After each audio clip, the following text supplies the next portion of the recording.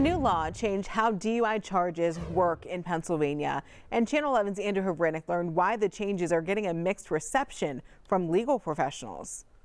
This new law, signed by Governor Josh Shapiro, went into effect immediately. Prosecutors say it holds drunk drivers accountable. Defense lawyers say it might be too harsh. For years, if someone was arrested and charged with a DUI, prosecuting attorneys could allow first-time offenders to enter what's called an ARD, or Accelerated Rehabilitative Disposition. ARD for years was always considered a clean slate.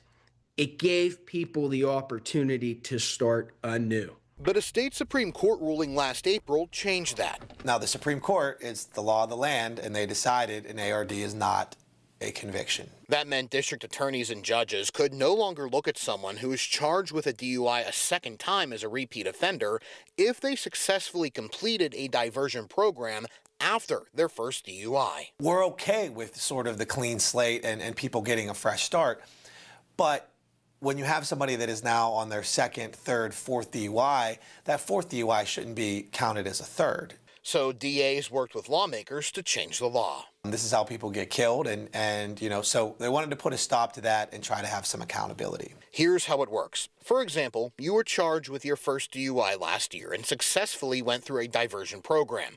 But then 5 years from now, you get a second DUI. Even though the Supreme Court says that first DUI wasn't a conviction on your record, because of the new state law, you can now face penalties as if it was a conviction. I think that this was a good middle ground to sort of satisfy, you know, both the prosecutors and the defense attorneys. But defense attorney Phil DeLucenti says otherwise. He recommends anyone charged with DUIs to get an attorney or use a public defender.